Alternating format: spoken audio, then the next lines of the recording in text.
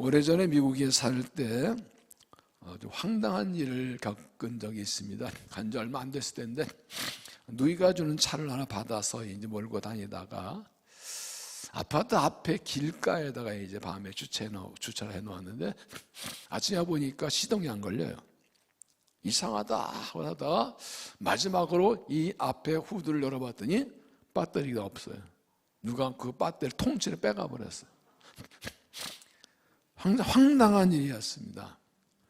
차의 겉모습은 멀쩡한데 중에 빠지니까 차가 움직이지 않는 거죠. 오래전에 천안에서 한국과 대만 청년연합수련회에 있어 설계해달라고 해서 차를 몰고 천안을 내려간 적이 있습니다. 천안 거의 다 왔는데 차가 갑자기 힘이 좀 떨어져요. 겨우겨우 이제 도착했고 저녁에 집회인도 하고 그다음 아침에 이제 올라오려고 그러는데 이 시동이 걸리길래 올라왔는데 얼마 안 가서 차가 고속도로에 서버렸습니다. 참 황당한 일이지요.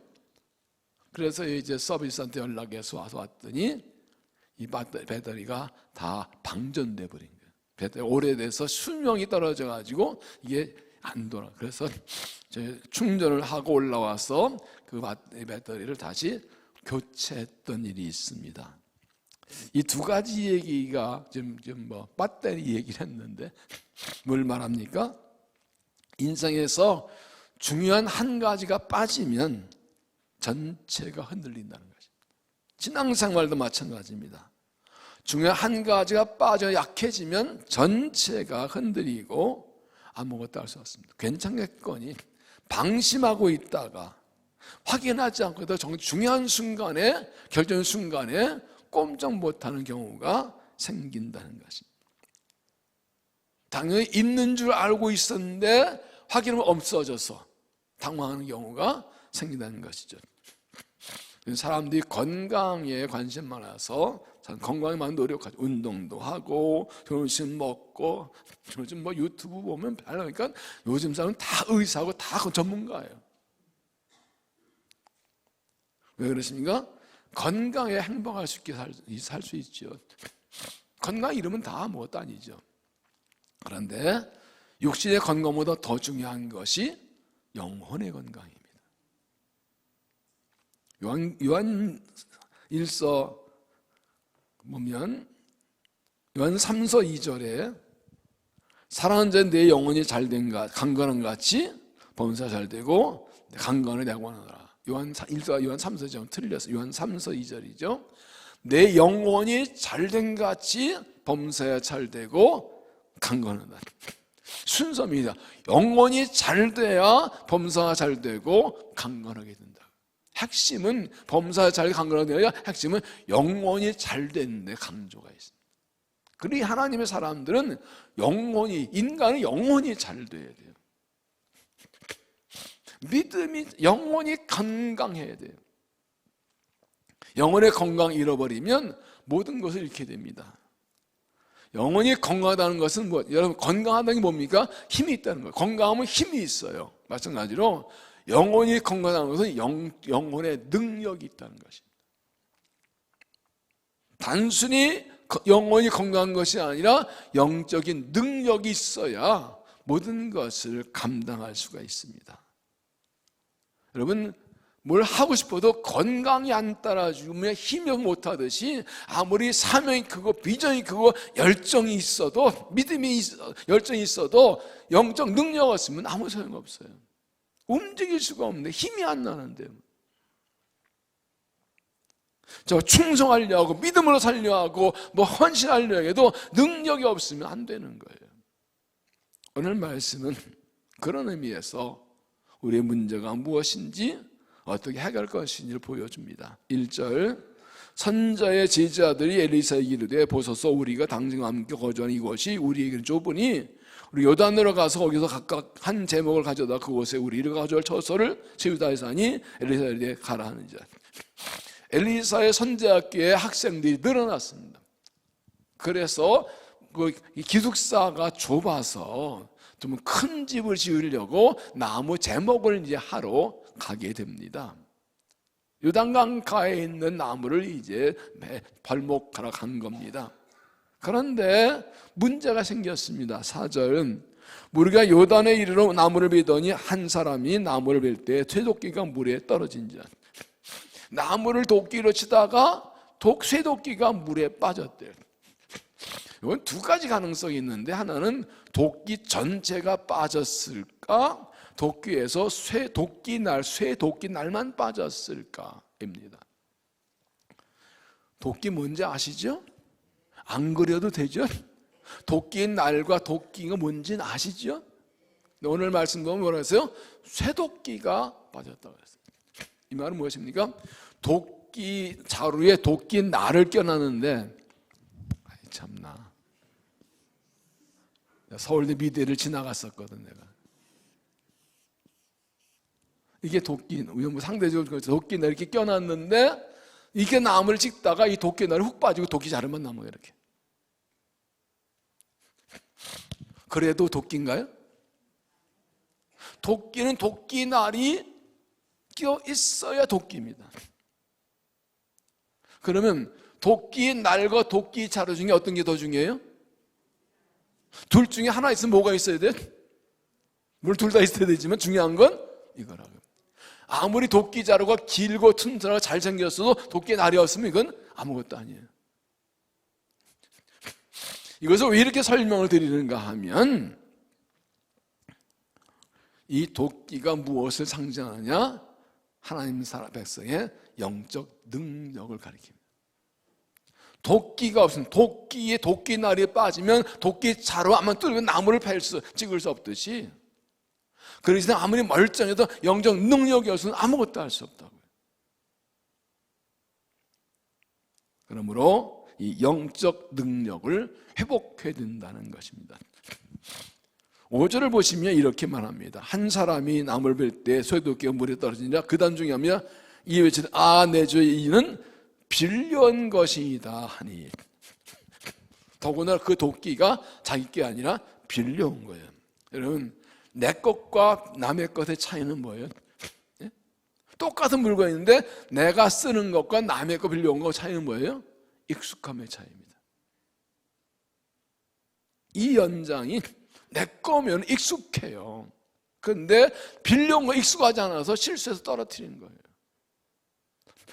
내 거면 내가 잘 알아서 도끼나 바지게 수시로 툭툭 쳐주면 되는데 그건 상대 모르고 했다 그냥 쑥 빠져버린 거라고.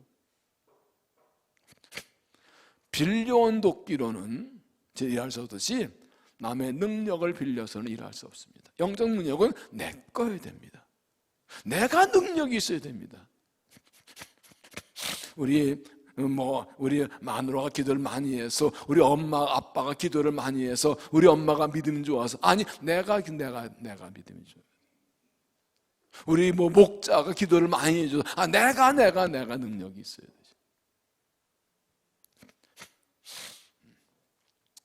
다윗과 골리앗 싸움에서 상황을 좀 보면 분명히 이해할 수가 있습니다. 다윗이 이 골리앗이 하나님을 막 모욕하고 분해가지고 내가 나가 싸우겠다고 했더니 아무도 못 나갈 때, 사울왕도 겁내 못 나갈 때인데 싸우겠다 그러니까 왕 앞으로 데려가죠.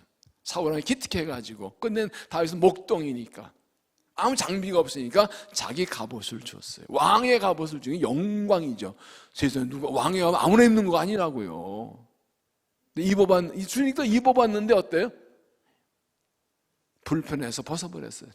왜요? 내 거 아니에요. 생각해보세요. 사울은 다른 사람보다 머리 하나 더 있는 사람이, 키 큰 사람이에요.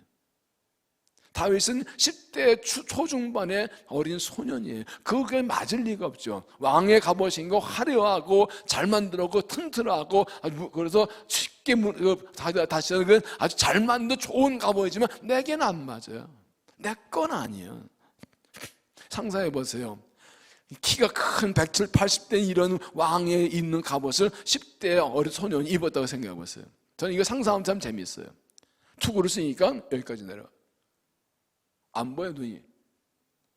바지 입었더니 여기 올라와. 웃도리는 롱코트야. 구두 신었더니 장화야.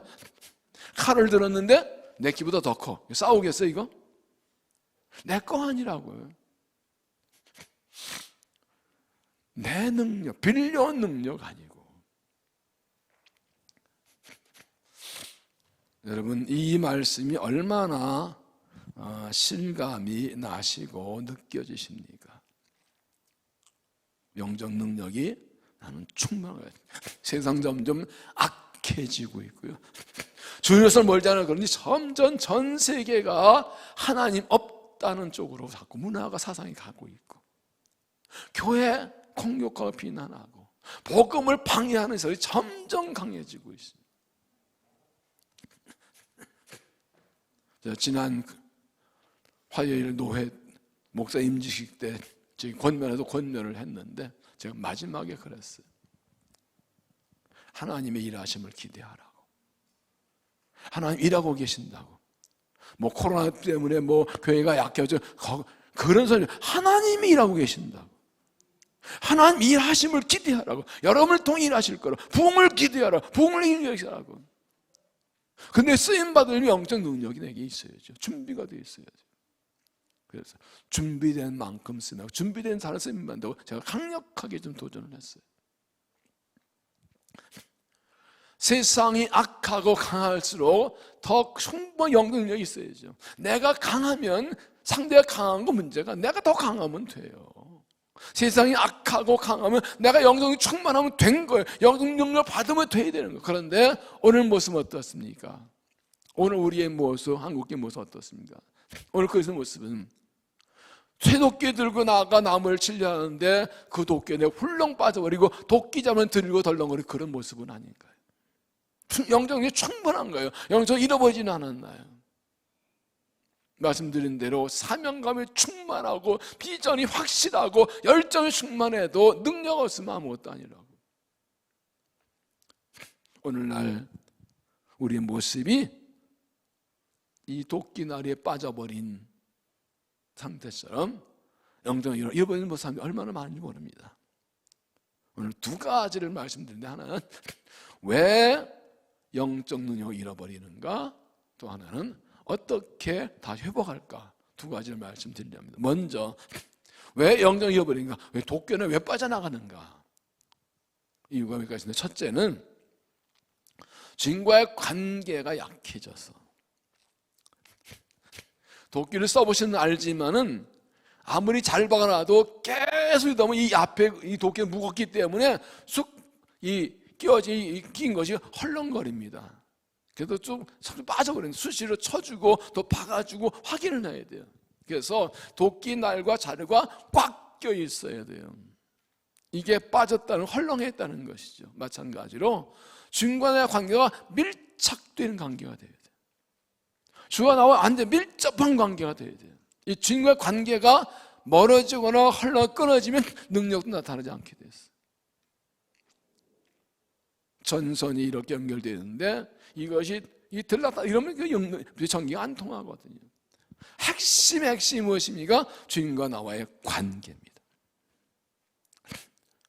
열심히 살고 열심히 일하고 다 좋은데, 뭐 내 일터에서 일하고 교회에서 일하고 하는 다 좋은데 그 일에 집중하다 보면 그 관계가 소홀해집니다. 많은 영성학자들이 그거 하는 것이면, 열심히 그런데 빠져서 가장 큰 과오는 일에 집중하다 주님과 관계가 멀어지는 것이라. 기도해보자 이은반 목사님이 관계가 겁니다. 그 열심히 그런데 가장 큰 실수는 일에 집중하다 주님과 관계가 멀어지고 기도가 약해지는 거라고 했어요. 신앙은 일보다 관계입니다. 주님과의 관계입니다. 예수님께서도 수시로 일하다 오늘 여기까지 하고 기도 올라가신 거 보면 하나님과 관계를 가장 중요하게 여기셨어요. 수시로 주님과의 관계를 점검해야 돼요. 내 중요한 분명함과 확실함과. 열심히 있고 일을 많이 한 사람들이 정말로 많이 빠지는 거, 이런 경우를 많이 봅니다. 일에 집중하다가 주님과 관계가, 일에 빠져서 주님과 관계가 소홀해지는 거예요. 그럼 수시로 중간중간에 그날 정말 확인해야 됩니다. 그럼 밀착되어 있는 거야. 그래야 주께로부터 능력받아 일할 수 있기 때문입니다. 요한 15장 4절에 보면 내 안에 거하라 나도 너희 안에 거하리라. 가지가 포도나무에 붙어있지 아니하면 스르메 맺었음 같이 너희도 내 안에 있지 아니하면 그러하리라. 나는 포도는 너희는 가지라. 그가 내 안에 내가 그 안에 거하면 사람 열매를 많이 맺나니 나를 떠나서는 너희가 아무것도 할 수 없습니다. 가지는 나무에 붙어 있는 게 가지, 나무에서 떨어진 가지는 가지가 아니에요. 아무리 못생겼어도 나무에 붙어 있는 가지가 그 나무로부터 그 영양 받아서 열매를 맺지요. 아무리 잘생기고 크고 튼실한 해도 나무에 떨어진 가지는 열매를 줬습니다. 관계가 끊어졌다고. 나무에 붙어 있는 가지와 떨어진 가지의 중간이 있을까요, 없을까요? 있어요. 찢어진 가지, 덜렁거려. 붙어 있는데 덜렁거려. 붙어 있느냐 아닌지 모르겠는데 붙어 있는데 덜렁거리니까 영양이 올 수가 없지. 1번 잘 붙어 있다, 2번 덜렁거린다, 3번 다 떨어졌다. 1번 중요해요. 잘 붙어 있어요. 기억하십시오. 주님과의 관계가 능력 결정한다는 것을 기억하십시오. 두 번째, 게으르고 나태해서. 게으르고 나태해서. 여기서 3장 15절에 내가 내 행위를 안 오니 내가 차지도 아니하고 뜨겁지도 아니하도다. 내가 차든지 뜨겁든지 하기를 원하노라. 내가 이지가 미지거나 하여 뜨겁지도 아니하고 차지도 아니 내 입에서 너를 토해버리리라. 미지거나 하고 뜨거운 것도 아니고 찬 것도 아니고 잘 믿는 것, 안 믿는 것도 안 믿는 것도 애매해. 안 믿는다 하기에는 좀 그러니 또 믿나기도 그렇고 믿음이 좋다 또 애매해. 이거 뭐예요? 게으르 나타나는 주님과의 관계 주일에 열심을 내지 않아서 애매한 관계에 있는 거예요. 이건 영적인 게으른 건 나타나. 정말로 주님을 붙들고 주님과 관계 깊이 있고 그러는데 적당히 여러 가지 이유로 나타내지는 것이죠. 열심을 내지 않으면 자연히 쉽게 되고 믿음이 쉽게 되고 영적 나타나지 않습니다. 도끼로 나무를 찍으면 도끼와 자루 사이가 점점 헐렁해집니다. 쇠기 때문에 무거워서 계속 나무를 찍다 보면 헐렁거리게 되어 있습니다. 수시로 확인하고 수시로 조이고 수시로 바꿔주는데 괜찮거냐고 그 점검과 회복을 게으르면 그 관계는 멀어지게 있고 힘을 잃게 되어 있습니다. 여러분 열심을 내라. 그리고 요한계시록 3장 19절에 물은 내가 살아난다 하시니 그러면 네가 열심 내라 회개하라. 차지도 않고 뜨겁지 않은 사람들 뭐라 그래요? 열심을 내라 그래요. 여러분 열심을 내지 못하는 이유가 뭘까요? 열심 내지 못하게 하는 이유가 뭘까요? 주님과의 관계, 주님 믿음을 세우는 길에 열심 내지 못하는 이유는 뭔가요? 다른 데 마음을 뺏겨서 그래요. 주님께 집중해 딴 데 신경을 써서 그래요. 마음을 뺏기면 열심을 내지 못하게 돼 있어요. 히브리서 12장 2절에 믿음의 주요 온전한 예수를 바라보자. 그는 그의 받는 기쁨을 위하여 십자가를 참으사 부끄럽게 개의치 아니하시더니 하나님 보좌만 계셨느니라. 예수를 바라보자. 예수께 집중하고 예수를 바라보고 열심을 내야 능력이 나타납니다. 세 번째는 주님께 순종하지 않아서. 순종이 능력입니다. 믿음은 순종이고 순종은 능력입니다.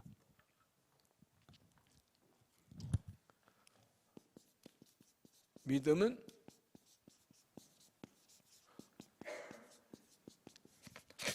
하나님을 믿으면 순종하게 되고 순종하면 능력이 나타납니다.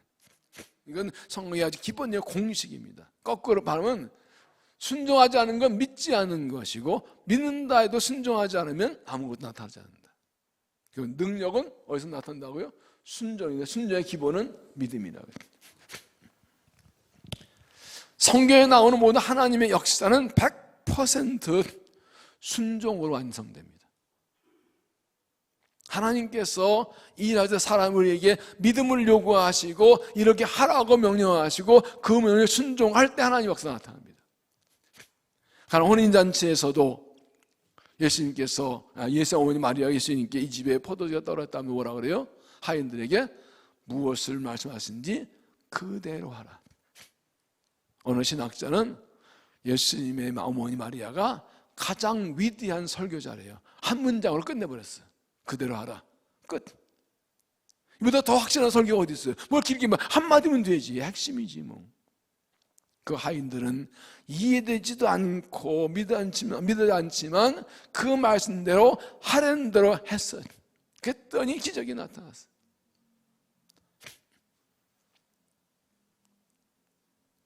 나만 장군의 경우도 보십시오. 나병에 걸렸는데 찾아왔더니 안수도 안 해주고 나와보지도 않고 이해도 안 가지고 요단강물에 씻으라니까. 이 똥물이네. 우리 집 나라 물이 더 낫겠다. 그럼 하나 가려고 부부가들이 일단 해보고 말합시다. 그래서 7번 씻었더니 그 살이 어린아이처럼 하얘진지라. 결국은 순종이거든요. 하나님께서 내게 말씀하실 때는 나를 통해 일하시려고 말씀하시는 거거든요. 내 문제를 해결해 주시려고, 나를 고쳐 주시려고, 내게 은혜 주시려고, 나를 통해 일하시려고 말씀하시는 거거든요. 그것이 내가 이해가 되든지 말든지, 믿어지든지 말든지, 내가 할 수는 없든지 중요하지 않아요. 순종하는 게 중요해요. 그러면 결정 순간에 순종하지 못하게 하는 방해도 많다는 거예요. 다 하기로 결심했는데 하려고 그럴 때 순간에 유혹과 공격이 들어와요. 그 결정 순간에. 그래서 막 그거 딱 못하게. 마귀도 알거든요. 네가 순종은 기적이 나타난다. 네가 하나님이 일하신다. 그거 막으려고 하여튼 순종 못하게 얼마나 공격해요. 하와를 공격하는 뭘 공격했어요? 순종 못하게요. 이 선을 따먹으면 반 죽는다 그러는데 거기 유혹해가지고 순종 못하게 만들었어. 결국은 죄를 지게 하죠. 그래서 순종이 능력입니다. 이건 뒤에 좀 말씀드리겠습니다. 다시. 왜 주님께 우리가 순종하지 못할까요? 내가 죽지 않아서 그래. 나만이 엘리사의 말에 순종 못했던 이유가 뭐예요? 내 생각에는 엘리사가 나와서 내게 내 아픈 자리에 손 흔들고 기도해 주길 원했는데 내 생각대로 안 하네?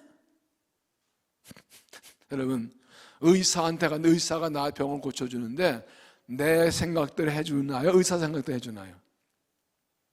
내가 원하는 대로 해주나? 의사 원하는 대로 하나요? 의사가 뭐예요? 의사가 전문가예요. 내가 이해되지 않고 내 생각 안 맞아도 의사가 하라는 대로 해야 되는 거예요. 순종하지 않으면 능력이 나타나지 않습니다. 네 번째, 회개하지 않은 죄가 있어서. 회개한 죄가 있어서. 죄가 하나님과 나와서 관계받기 때문에 죄가 있으면 능력이 나타나지 않습니다. 회개하지 않은 죄가 남아있으면 아무리 애써도 능력은 나타나지 않습니다. 이사야 59장 1절에 여호와의 손이 짧아 구원하지 못하심도 아니요 귀가 둔하여 듣지 못하신다 아니라 오직 너희 죄악이 너희와 너희 하나님 사이를 갈라놓았고 너희 죄가 그 얼굴을 가리어서 너희에게 듣지 아니하시 함이니라. 이는 너희 손이 피에 너희 손가락이 죄악에 더러워졌으며 너희 입술은 거짓말하며 너희 혀는 악독함이라. 우리의 죄가 회개하는 자 하나님과 사이를 가로막고 있다. 그러니 아무리 은혜 줄려 해도 은혜가 역사할 수가 없죠. 이스라엘이 그거 견고한 여리고성을 그저 아무것도 한 거 없이 그냥 하는 말씀대로 하다 소리 한 번 지르는데 다 무너지는 거 엄청 승리했죠. 너무나 큰 거 견고한 성을 너무 쉽게 무너졌기 때문에 그 다음 아이성은 작은 성이어서 3,000명만 보냈어요. 그 다음에서 왕창 패합니다. 이유가 두 가지예요. 하나는 하나님께 묻지 않고 갔어요.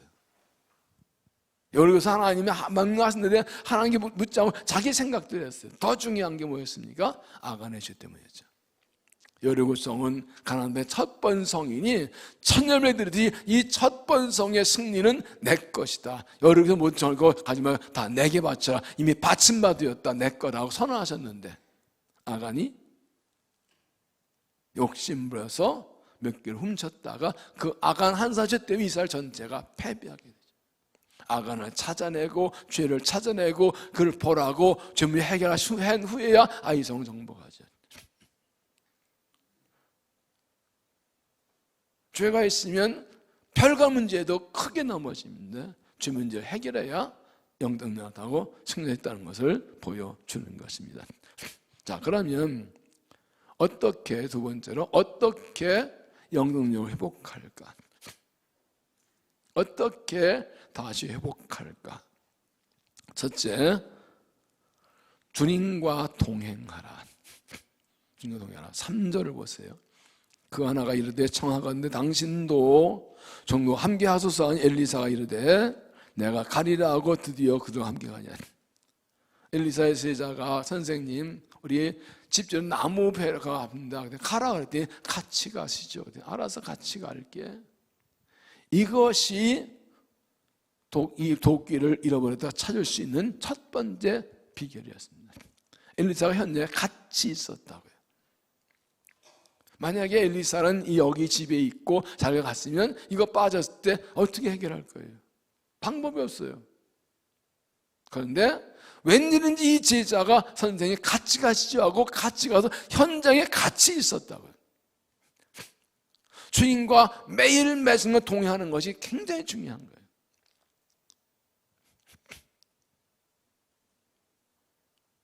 주일로만 만나는 분이 아니라 아침에 큐티할 때나 저녁 기도하는 거 아니라 매일 매순간 동행하는 거 주님하고. 항상 기도하고 항상 묻고. 여러분 하루에 언제 기도하세요? 아침에요? 저녁에요? 정한 시간도 있으시지요? 그럼 그 시간 외에는 기도 안 하시나요? 쉬지 말고 기도하라고 그러셨는데 그거 어떻게 하는 거예요? 그거 어렵지 않아요. 쉬지 말고 기도하면 돼요. 순간적으로 기도하면 돼요. 길 가다가도 차를 타가도 하나님 도와주세요. 주님 말씀해 주세요. 힘 주세요. 그래서 순간순간 톡톡 던지며 기도하는 거예요. 정한 시기에 기도해야 되지만 순간순간 기도하는 거예요. 그게 주님과 동행하는 거예요. 순간 도우심을 구하고 순간 말씀을 찾고 말씀 묵상하고 항상 주님이 내 곁에 계신다. 내 곁에 계시는 거죠. 저기 계시다가 일하다가 필요할 때만 주님 물어보는 게 아니라 항상 주와 동행하는 거예요. 내 삶의 자리 주님 함께 계시는 것.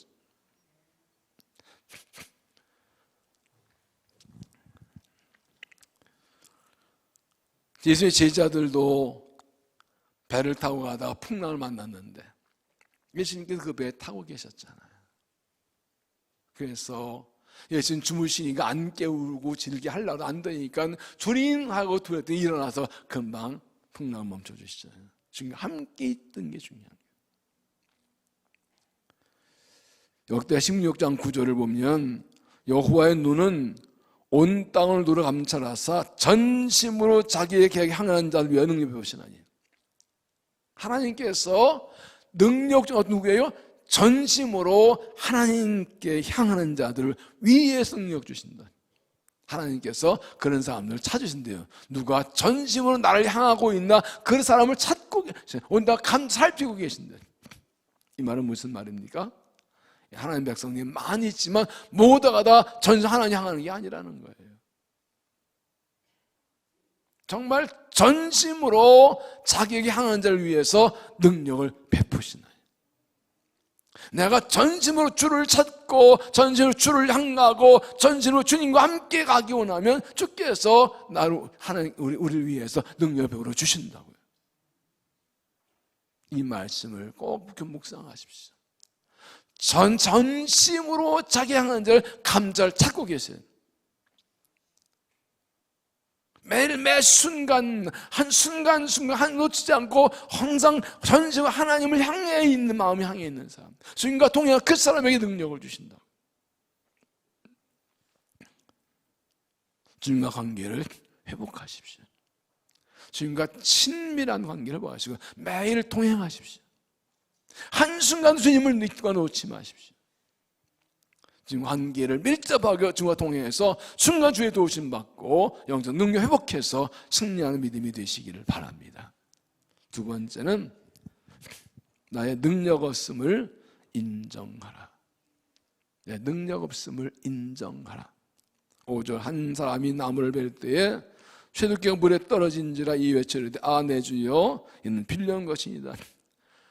선생님 도끼 빠졌어요라고 소리질러 알립니다.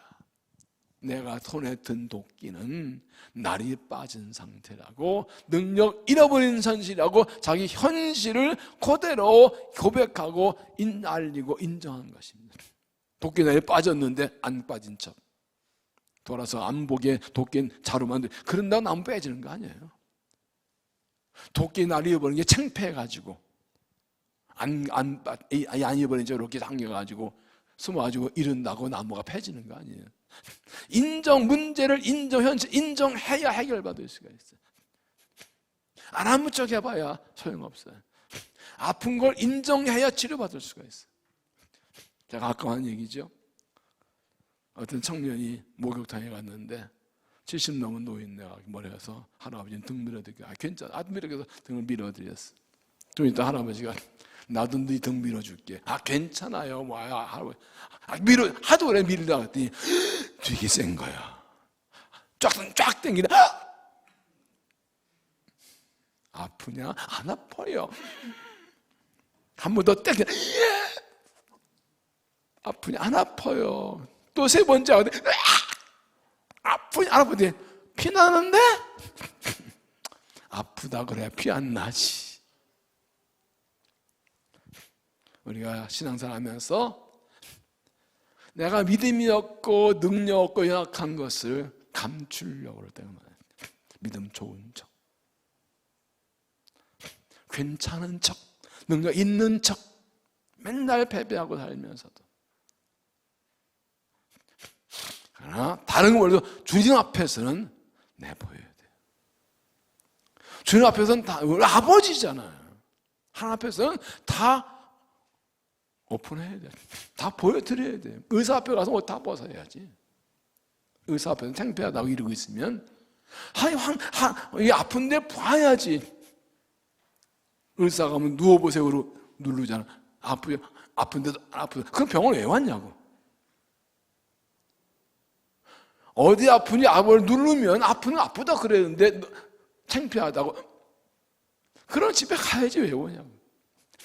그래서 주 앞에서는 솔직해야 됩니다. 그래서 병은 알려야 된다고 그러잖아요. 다른 사람한테 뭐래도 하나님 앞에서는 솔직해야 돼요. 마가복음 9장에 보면 예수님께서 병원에서 올라가셔서 내려오실 때 남아있는 제자들이 귀신의 아이를 고치지 못했습니다. 그래서 뭐라 그래요? 마가복음 9장 20절 귀신이 그를 죽이려고 불과 물에 자주 던졌나니 그러나 무엇을 하실 거든 우리 변호사가 도와주옵소서. 예수가 이르시되 하실 건 무슨 말이냐? 믿는 자는 능력보다 없는 일 하시니 곧 그 아버지가 소리질러 이르되 내가 믿나이다. 그래서 뭐래요? 나의 믿음 없는 것을 도와주소서. 제자들이 고쳐 못 고쳤으니까 예수님한테도 뭐 할 수 있는 해보세요 그랬더니 예수님께서 할 수 있는 무슨 말이야? 민정 능력 없다. 그냥 믿습니다 하놓고 보니까 솔직히 말은 거지 믿음 없었으니까 나올 때면 솔직히 나의 믿음 없는 것을 도와주소서. 이게 굉장히 중요합니다. 믿으든 내게 믿습니다 했는데 사실 믿음이 없어. 그것까지 내놓은 거예요. 내 아들을 고쳐주세요. 그런데 믿음이 있으면 믿는다 하지만 나 사실 믿음 없어요. 내 믿음 있겠어요. 솔직히 다 자기 다 오픈을 열어놓은 거예요. 그래서 예수님께서 고쳐주십니다. 그러면 보세요. 이 아버지의 귀신의 아이 고친 것만 끝났나요? 이 아버지는 자기 믿음도 회복됐어요. 할렐루야. 주님 원하시는 건 이거였겠죠. 내 문제만 해결되면 끝나나요? 그 일을 통해서 믿음이 세워져야죠. 믿음이 강해져야죠. 믿음이 회복돼야지요. 아픈 만큼 성숙한다.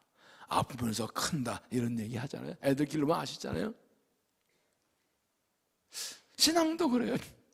원하신 것은 아픈 문제, 어려운 문제, 고난이 있는데 그것을 해결을 도와주시는데 그 문제 해결을 끝난 게 그 일을 통해서 내 믿음 회복되기 원하신다고. 그러려면 솔직히 인정해야 돼.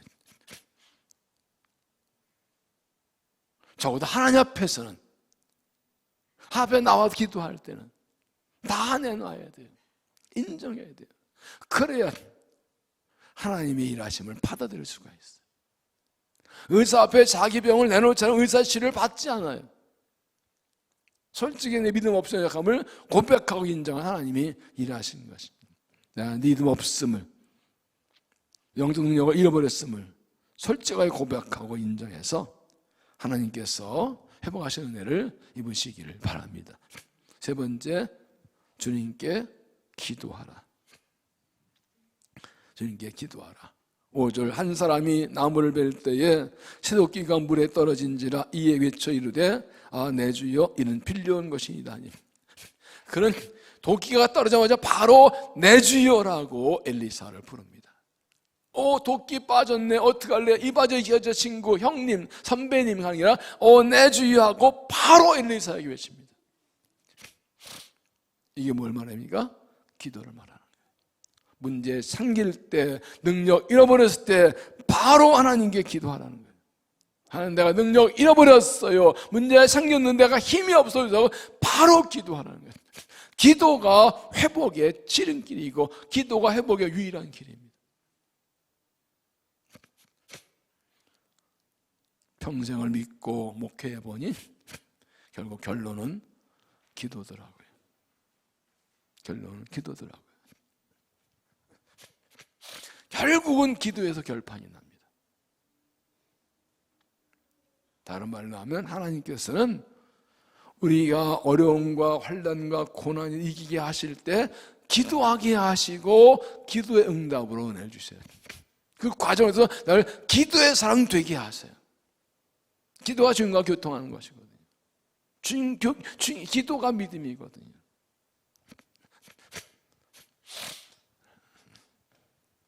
그래서 어떤 경우에는 저 사람은 기도하면 될 텐데, 기도 사명이 있는데 이렇게 느끼는 사람들이 있어요. 그래서 기도하라고 권하지요. 그런데 듣고 기도하는 사람도 있고 그냥 듣고 넘기도 하는 사람도 있고, 기도하면 될 텐데 정말 기도하면 기도로 일어나는 것들을 많이 봐요. 그런 경우들을 많이 봐요. 기도가 주님과 동행하고 주님과 함께 있고 은혜를 입는 그런 비결이 돼요.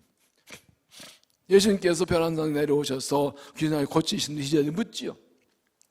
마태복음 9장 18절에 집에 들어가시며 시자들이 조용히 묻자오되 우리는 어찌하여 능히 그 귀신을 쫓지 못하였나이까 이르시되 기도 외에 다른 것은 이런 종로 나갈 수 없느니라. 기도가 가장 좋은 방법이 아니라 기도 외에는 방법이 없대요. 기도 외에는 귀신을 쫓아낼 방법이 없대요. 기도 외에는 영적 나타나는 방법이 없대요. 단 하나의 방법이래, 기도가. 그럼 뭘 먼저 해야 되고 뭘 열심히 뭘 잘해야 되겠어?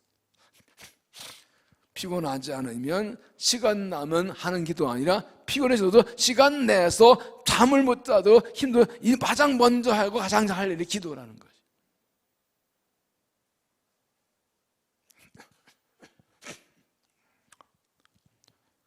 기도로 결판을 내는 겁니다. 성경의 역사나 기독사 중에서 하나님께 쓰임받고 환난에서 승리하고 영적 승리하는 사람 치고 기도에서 아닌 사람이 단 한 사람도 없습니다. 하나님께 우리의 간구를 들어 기도 응답해 주시는 것도 중요하지만 그 과정을 통해서 내가 기도의 사람이 되고 기도의 능력을 키우고 더 깊은 강한 기도가 되는 게 이게 하나님이 원하시는 거라고요. 기도해서 응답받았다, 이게 고백이 돼야 되거든요. 기도 응답이 뭐입니까? 하나님이 하셨다는 거죠. 그게 우리 입에 모든 간증이 돼. 하나님이 하셨어요. 그 고백 들으시려고 기도하라고 하시. 기도는 성도의 특권입니다. 예수 믿는 사람만 할 수 있는 겁니다. 예수 이름으로 기도하는 것입니다. 너희가 지금까지는 내 이름으로 하나님을 구하라. 그래야만 내 아버지가 내 이름으로 너희에게 주실 연봉을 말씀하시죠. 내 이름으로 구하면 아버지께서 이를 시행하시리라. 예수 믿고 십자가의 피로 구원받고 하나님 자녀된 그리스도인은 주신 유일한 특권이 기도예요. 기도가 능력이에요.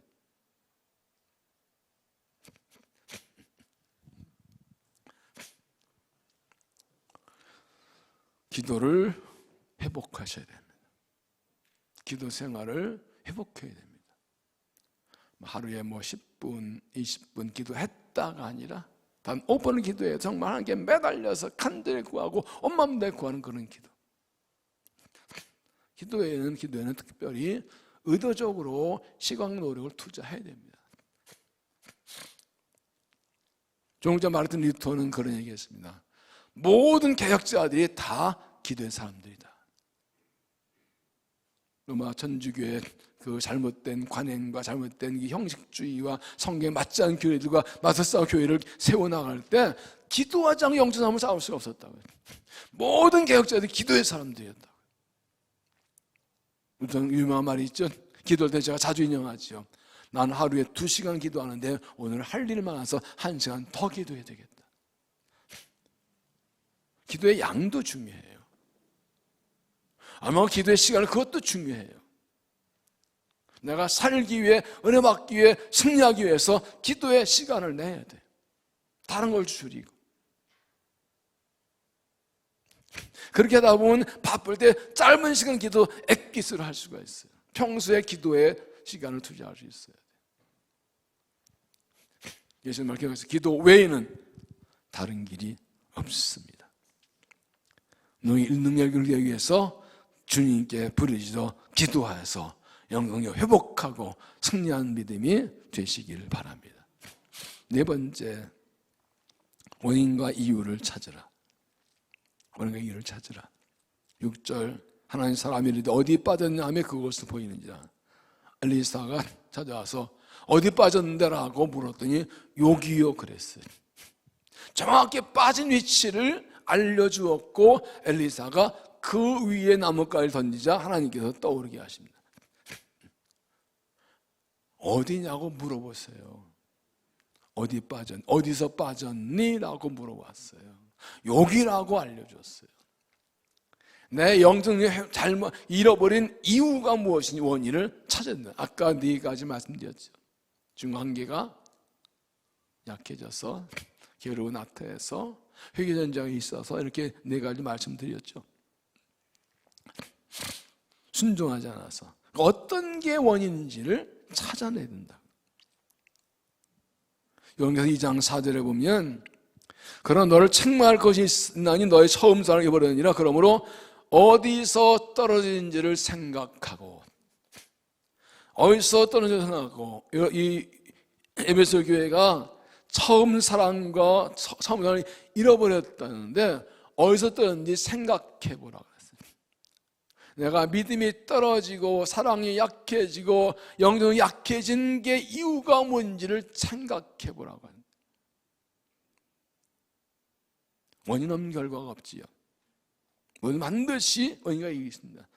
모르겠거든. 하나님, 내가 암만 생각해도 모르겠는데 하나님 가르쳐 주시라고 구했거든. 하나님, 내가 영적력을 잃어버리고 믿음이 약해진 이유가 뭐예요?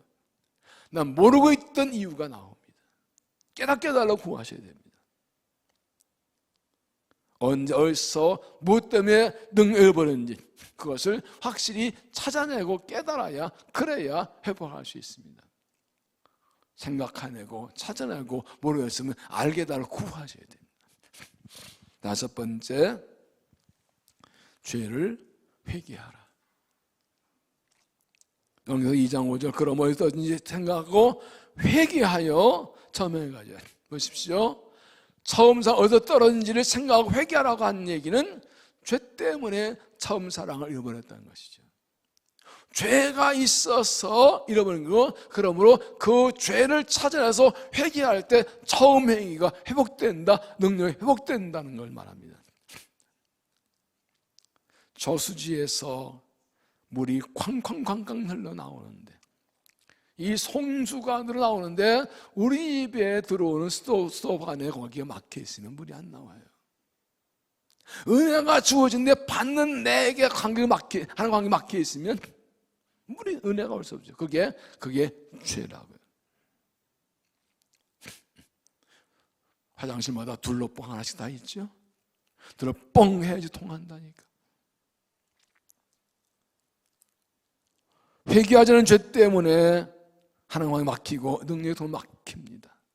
회개한 죄 때문에 그쪽으로 능력이 새 나갑니다. 조그만 죄로 남아있지 않도 찾아내 회개해야 합니다. 여호수아 3장 5절, 여호수아가 또 백성에게 이르되 너희는 자신을 성결하게 하라. 여호와께서 내일 너희 가운데 기한히 행하시라. 하나님께서 놀라운 일을 행하시려 하는데 조건이 뭐예요? 스스로 성결하게, 나시를 깨끗하게 하라. 여호수아 3장 보면 요 백성 이끌고 시댐에 나와서 요단 앞에 사흘을 머물러 있습니다.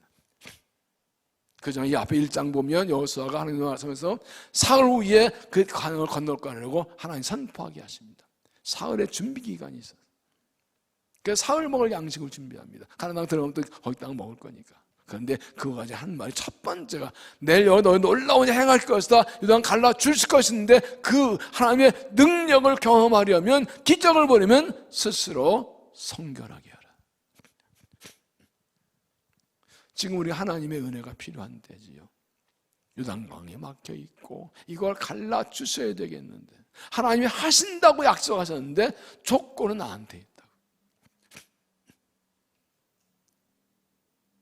뭐 성경에 나오지 않는 상상해 보면 수많은 이스라엘 백성 중에서 뭐 다들 알겠지만 우리가 이 말씀에서 유출해 보면, 만약 그 중에 한 사람이라도 자신을 깨끗하게 하는 사람이 있었다면 전체가 못 들어갔을까요? 그 사람만 빼고 들어갔을까요? 그건 모르겠어요. 중요한 것은, 그건 유치한 거, 중요한 것은 하나님 뭘 원하시냐? 깨끗하게 원하신다. 핵심 게 뭐예요? 죄를 회개하는 거예요. 여러분, 회개는 축복입니다. 회개는 특권입니다. 하나님 백성만 합니다. 하나님 아버지의 자녀만 아버지께 구할 수 있습니다. 이 양심 화인 맞고 심령이 굳어진 사람들은요, 암만 책망 야단 쳐도 까딱 없어요. 깨닫지 못하거나, 깨닫고도 회개 안 해요. 여기다 터지게 말하는 거지 뭐. 늘 그 가운데 있는 거지만. 그래서 죄를 깨닫는 게 큰 은혜예요. 어떤 미국의 어느 목사님이 여행을 하다가 저녁에 자려고 그러는데 갑자기 발에 감각이 없어. 이건 뭐야? 마비 오는 거 아니야? 너무 걱정이 되는 거. 아마 찔러도 감각이 없어. 그 지금 뭐 여행 와서 병원도 없고, 내일 아침에 가려고 이제 걱정 마음이 잠들었는데, 아침에 일어나서 제일 먼저 뭐 했을까요? 또 찔러봐야지. 찔렀더니 아픈 게, 할렐루야, 아픈 게 감사하더래. 영적 감각에 살아있는 게, 죄를 깨닫는 게 축복이라요. 죄를 깨달은, 아픈 걸 못 느끼면 병원 못 가요. 안 가요. 그러다 그건 상하는 거예요. 그런 얘기 있어요. 아이가 자라나는데 넘어졌는데 애가 아프다 안 그래서 괜찮은 줄 알았는데 몇 년째 보니까 애가 부러져 있더래요. 근데 아프다는 얘기 안 한 거예요. 병원에 가봤더니 얘가 통증 못 느끼는 그런 병이었대. 그때 그런 증상이 발견돼. 그때 나왔다 그래요. 고통 못 느끼는 그런 병이 있었대. 부러졌는데도 아픈 줄 모르는 거예요. 죄를 짓고도 깨닫지 못하고, 그래서 양심의 가책도 없이 평안에 사는 게 복일까요? 죄를 먼저도 깨닫고 아파하면서 회개하는 게 복일까요? 깨닫는 게 은혜예요. 우리가 때로 여러 가지 이유로 심령이 굳어져서 내가 죄를 짓고 되는지 모르는 때가 많아요. 분명 하나님 보여서 너와도 죄를 졌는데 뻔뻔해. 죄 안 진 것처럼 이러고 다 누가 봐도 아는데 뭐래요? 양심이 굳어졌어. 여러분 다 똑같이 혹시 내가 죄를 짓고도 못 깨닫는 게 있을 수 있어요. 그거 하나 있으면 안 되잖아요. 말씀을 들을 때, 말씀을 묵상할 때, 기도할 때, 예배할 때, 찬양할 때 그 죄가 깨달아지게 하시는 게 은혜예요. 그래야 그 회개하고 죄가 남아있지 않죠. 못 깨달아 남아 쌓여있으면 어떻게 될 거예요? 이게 그리스도의 특권인 거예요. 예수 없는 사람들은 그냥 지멋대로 살아가요. 양심의 가책도 느껴도 그냥 무시하고 가요. 그냥 양심 굳어져 버려. 양심에 하인 맞은 사람들. 그럼 우리는 말씀 듣고 예배하고 기도하며 성령께서 말씀하시고 깨닫게 하시죠. 들을 때 아프고 기분 나고 속상해도 그거 깨닫는 거라고요. 아프고 병 걸리면 아프지. 통증 있는 게 그게 복이라니까. 깨닫게 찔러주시는 게 감사라고요. 죄를 깨닫게 하실 때는 용서해 주시려는 겁니다. 우리가 구할 것은 무엇입니까? 죄를 깨닫게 하나 구해야 돼요. 하나님, 내가 미련해서 모르는 내 죄를 깨닫게 해주세요. 그리고 두 번째는 회개형을 주세요. 깨닫고도요, 고집이 세고 교만해서 자기 죄를 인정하지 않으려고 회개하는 사람 꽤 많아요. 깨닫게 하시는데도 덮어놓고 회개를 안 해. 그게 더 놓고 그 안에 골마가는 거죠. 그러다 망하는 사람들이 많아요. 깨달으면 바로 회개할 때 이게 성령 충만입니다.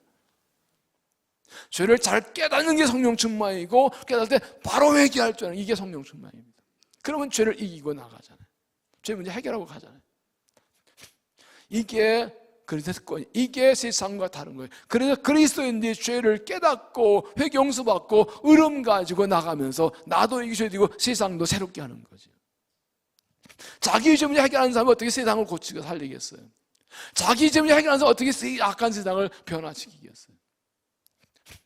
우리가 가정 예배를 드린 이유가 뭡니까? 어릴 때부터 말씀 앞에 서서 우리 죄를 깨닫고 회개하고 그리고 계속 나가면서 의롭게 살아가는 거죠. 죄를 짓고 넘어져도 깨닫고 회개할 줄 아는 사람이 되게 하는 거죠. 그래야 세상을 이기고 죄이고 세상을 변화시키는 군대죠. 그게 없으면 주일 한번 와서 또 뒤에 왔다 가고 그냥 잊어버리고 살면 가정님이 한번 들어보니까 매일 말씀 읽고 묵상하는 걸 훈련을 시켜야지. 그 훈련을 해야지. 그래야 죄악이 물려 죄를 졌어도 빨리 회개하고 곧 이기고 또 나가지. 그런 죄를 깨닫고 회개할 그런 영적 습관이 없으면, 그런 훈련 안 돼 있으면 죄에 끌려가다 망해버리는 거죠.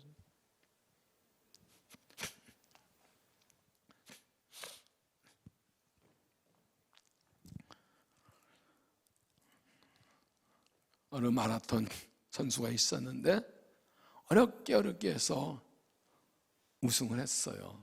기자가 물었습니다. 마라톤 할 때 가장 힘든 게 뭐냐 그랬더니 바람, 길, 여러 가지 나올 때 딱 한마디요. 신발 속에 모래 하나요. 신발 속에 모래 하나. 모래 하나 들었는데 이 모래알을 빼놔. 신발 풀으면 지잖아. 그러니까 그걸 참고하는데 되게 힘들었대요. 마라톤 47km 2시간 넘게 되고 요 모래 하나 있으면 아마 내가 나오기 그게 밟고라 다 해졌을 거라.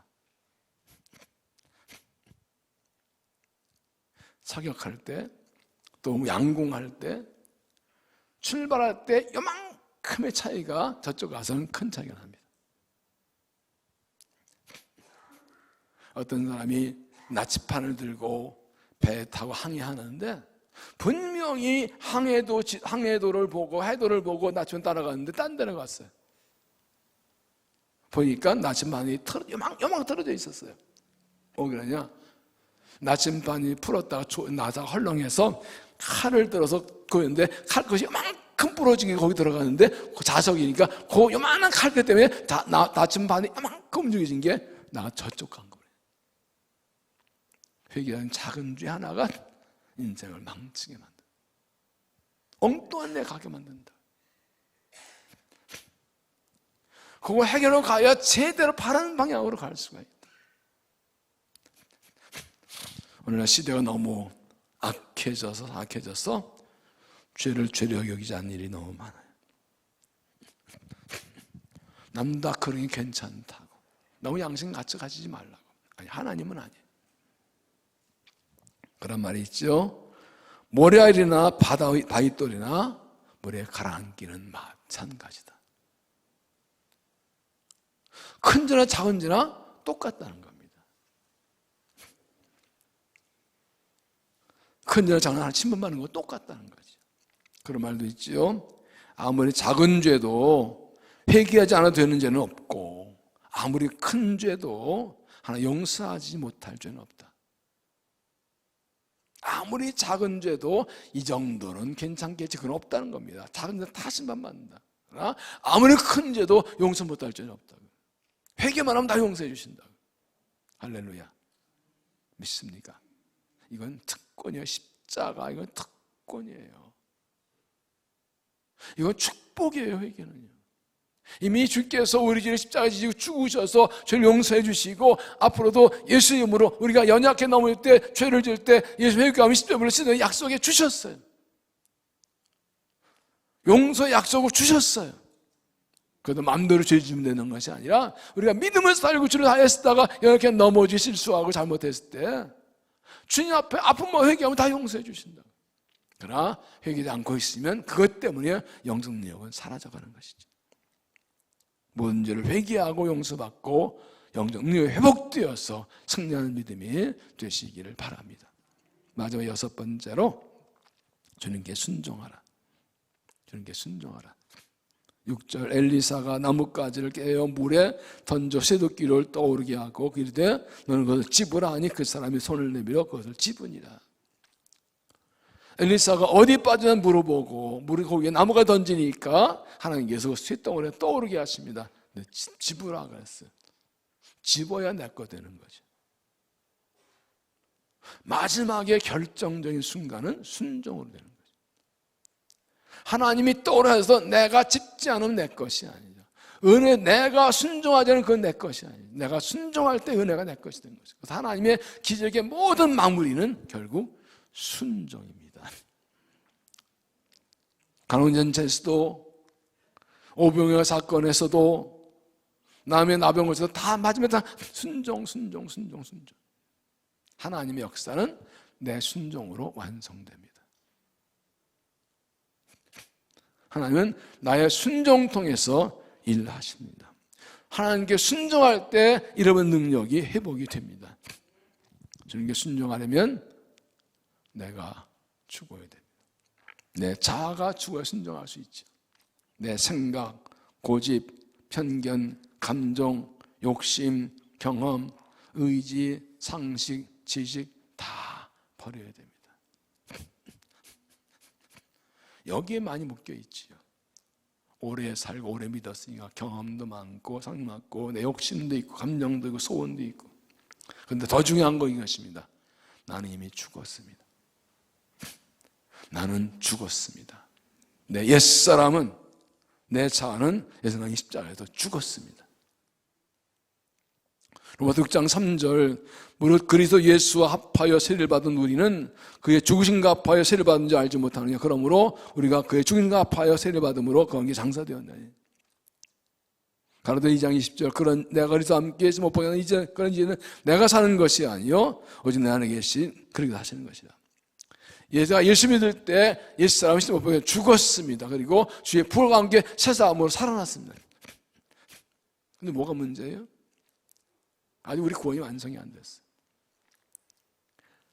예수 믿고 새 사람 됐는데 옛사람의 잔재가 남아, 육체에 있기 때문에 육체의 정령이 남아있어요. 그래서 이 아기가 우리의 욕심과 정령을 계속 자극해서 하나님께 순종하지 못하게 만들어요.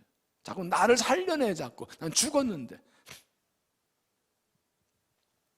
아니 죽었는데 아직 하나님 아직 안 갔으니까 이 땅에 사는데 육체 입고 있으니까 자꾸 욕심을 자극해서 나를 살려내. 네 맘대로, 네가 최고다, 네 생각만, 네가 다 해라, 네 주장도 해라, 네 욕심도, 네 감정도 하라. 자꾸 나를 수수거려. 이게 우리 현실이에요.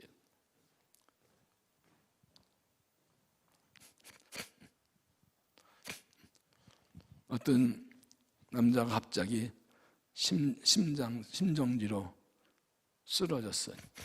급하게 앰뷸런스 타고 병원에 갔는데 의사분이 죽었다고 그래. 그래서 이 영안실 옮기려고 그러는데 일어났어. 여보, 나 부인이 딱 누워. 의사가 죽었다는데 왜 일어나 그래? 의사가 죽었대잖아. 누워. 죽어 그랬대나? 죽었다는데 왜 일어나냐고. 하나 죽었다는데 왜 일어나? 싫어하는지 안 듣는 얘기인지 모르겠지만 어떻게 할까요? 매 순간 나는 죽었다고 선언해야 됩니다. 죽는 게 아니라 죽었다고 선언해야 돼요. 로마서 6장 10절에 그가 죽으심은 죄에 대하여 단번에 죽으심이요 그가 살아계심은 하나님께 대하여 살아계심이 이와 같이 너희도 너희 자신을 죄에 대하는 죽은 자요 그리스도의 하나님께 대하여는 살인자 여길지어다. 난 죽었다고. 난 죽었다고. 순간에 순간 사망 선언해야 돼. 아니 내가 은혜 충만, 성령 충만하고 그런데도 자꾸 이상한 생각이 자꾸 들어와요. 나쁜 생각이 들어와요. 사탄이 자꾸 집어던져. 이 상황도 집어던져주고 자꾸 일으킨다고요. 믿음이 어릴 때는 내가 나쁜 놈이지 이런 생각을 하고 이런 나쁜 행동을 하고 막 날 자책하는데 조금 가다 보면 이거 아니네. 나는 죽었는데 저놈의 새끼 자꾸 날 건드리네. 사탄아 물러가라. 사탄아 물러가라. 나는 죽었다. 죽은 사람은 말이 없어요. 이거 아멘해도 괜찮아요. 영안실에 가서 한번 끓여가지고 뺨대니 새끼가 딱 욕하고 그래요. 그러면 일어나요? 죽은 자는 말이 없어요. 내가 죽었다고 고백하면 나를 공격하고 욕하고 미워하고 질투하고 막 비난하고 막 치면도 죽었는데 막이 너보고 살았다. 야 자존심 상하지. 한번 해줘. 막 이러는데 네 맘대로 아니야 나 죽었어. 사는 자로 죄에 대한 죽은 자를 여기고 하나님께 대한 하나님 말씀은 그때 일어나는 거예요. 이게 영성 승리의 비결이에요. 이 원리를 모르면 내가 또 이런 생각을 해서 이런 말을 해서 자책하다 보면 바다가 떨어져 버려요. 넘어지나 다시 일어나는 거예요. 죽고 다시 사는 거예요. 주와 함께 살았다고 영적 존재로 살아가는 거예요. 그래야 순종이 내가 죽은 것을 확인하고 고백하여 순종이 돼요. 순종이 돼요. 결국 순종은요 그러므로 나와의 싸움이에요. 내 육과의 싸움, 영과 육의 싸움이에요. 일본 여자가 사실 연결되어 있습니다. 결국 주님과 동행하고 주의 관계가 확실하면 순종이 잘 돼요. 그것이 어렵지 않아요. 쉬워요. 근데 그게 확실하지 않으면 순종이 되게 그 중간에 내가 살아 움직여요. 이 유혹이 움직이거든.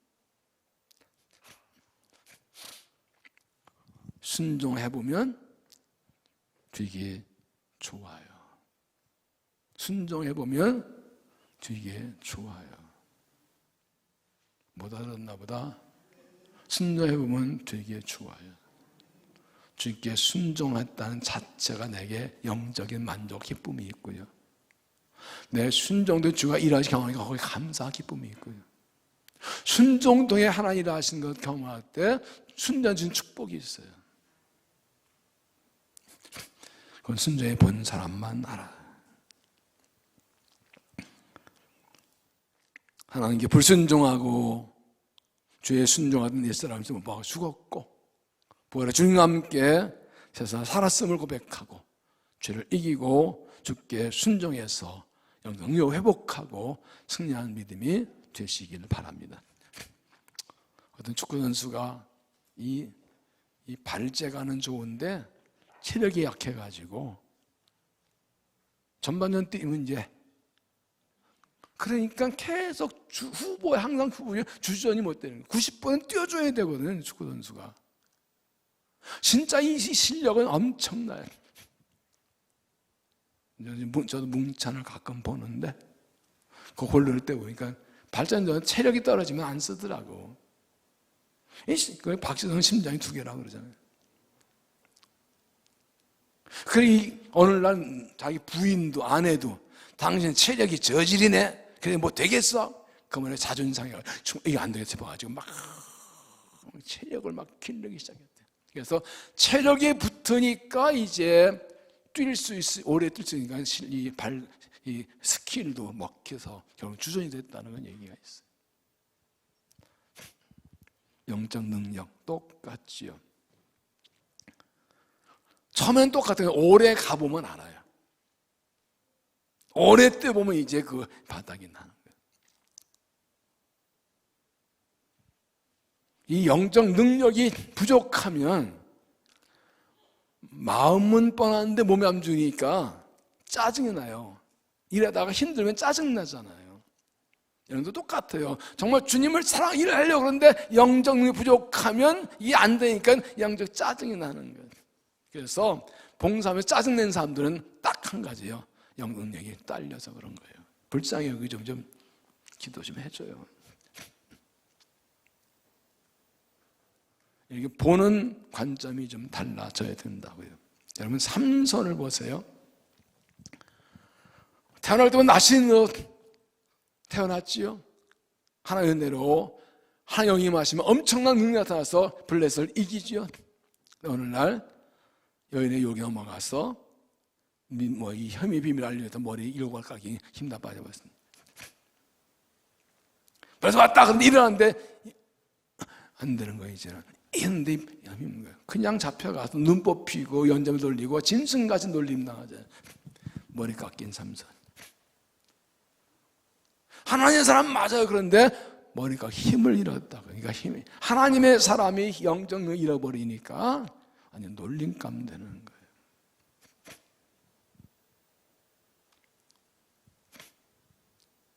이게 혹시 우리들의 모습은 아닐까? 내 모습은 아닐까? 그런데요, 이 말씀에 반전이 있습니다. 사도 16에 20에 보면 이런 게 나옵니다.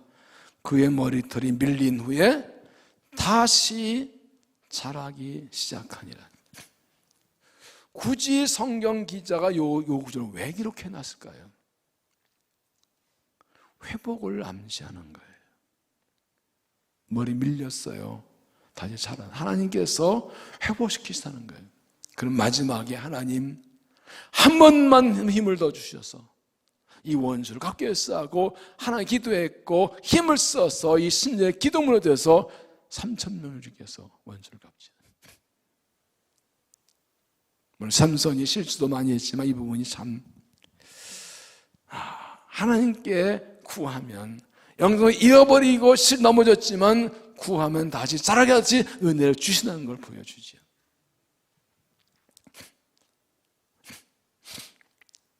예수님도 전도하러 보낼 때 제자들에게 귀신의 능력을 주셨습니다. 그런데 변화서 올라간 사야 9제자들은 능력 잃어버리니까 쫓아지 못했다가 어렵는 당했죠. 능력을 회복해야 됩니다. 잃어버린 도끼를 다시 찾으십시오. 도끼 나를 다시 찾으십시오. 능력을 회복하십시오. 빌려 도끼 말고 내 능력으로 일하십시오. 주님과 동행하고 능력을 인정하고 주님께 기도하고 이 원인을 찾고 죄를 회개하고 주께 순종하십시오. 노이사장 29절 49절 보면 볼지어다 내가 내 아버지께서 약속하신 것을 너희에게 보내리니 너희로부터 능력이 배울 때까지 이 성을 머물라. 마지막 주님 말씀이 너희는 복음의 증인이라는데 이로부터 능력을 입을 때까지 이 성에 머물라. 사도행 1장 4절에도 사도한 게 뭐 있어? 그때 분부에 이르실 때 예루살렘을 떠나지 말고 내게서 들은 바 아버지 약속하신 것을 기다리라. 요한은 물을 너를 넘어 성령의 세를 받으리라. 예루살렘을 떠나지 말고 성령을 기다리라고 했어요. 하나님을 말씀하신 후에 사명 주신 후에 약속한 성령을 기다리면서 예루살렘을 떠나지 말라. 왜 그랬을까요? 8절에 오직 성령이 이름에 하시면 권능받고 예루살렘과 온 유다 땅 위로 내 증인 되리라. 복음의 증인되기 위해서 성령 받고 권능을 받아야 된다. 그러니까 권능 받을 때까지 떠나지 말라.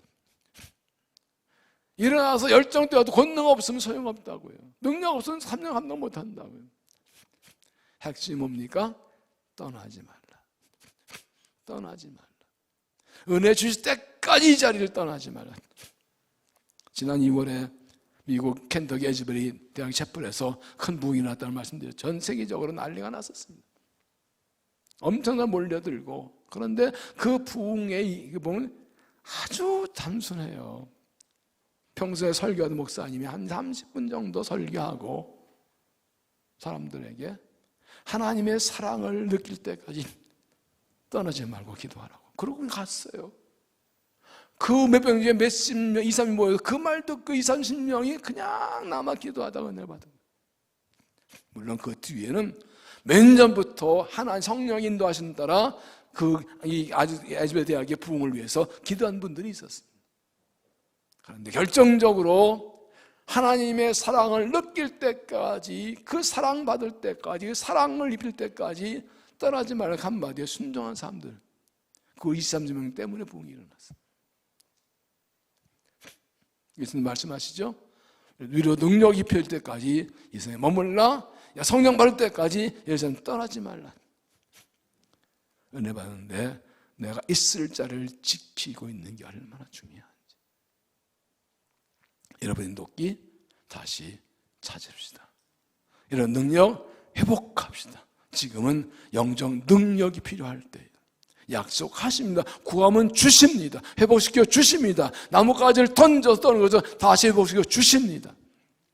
이 밤에 그리고 쉬지 않고 하나님께 매달려 기도하고 내 모습 발견하고 깨닫고 얘기하고 기도해서 능력이 회복되어서 주의 능력으로 승리하고 살아남는 믿음 되시기를 주의 이름으로 축원합니다.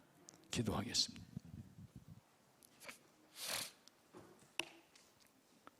하나님,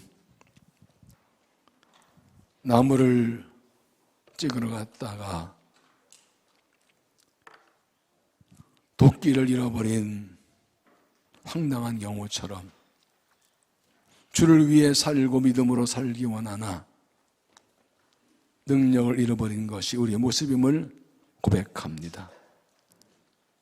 열심은 있으나 능력이 없어서 결심하고 결단하고도 행하지 못하는 것이 우리 모습임을 고백합니다. 그러나 하나님께 구하고 하나님께로 돌아가면 다시 회복시켜 주실 줄로 믿습니다. 다시 은혜 주시고 능력 주실 줄로 믿습니다. 주님, 이 밤에 말씀을 듣고 기도할 때 내게서 영능력이 약해진 원인이 무엇인지 분명히 깨닫게 하여 주옵소서. 원인을 알게 하여 주옵소서. 아는 것을 인정하고 고백하게 하옵소서. 간구할 때 들어주시어서 성령으로 충만케 하시고 성령의 권능 주셔서 담대히 세상과 죄를 이기고 마귀를 이기고 사명을 감당하고 주님 세울 수 있도록 은혜와 능력을 통하여 주시옵소서. 예수님 이름으로 기도하옵나이다.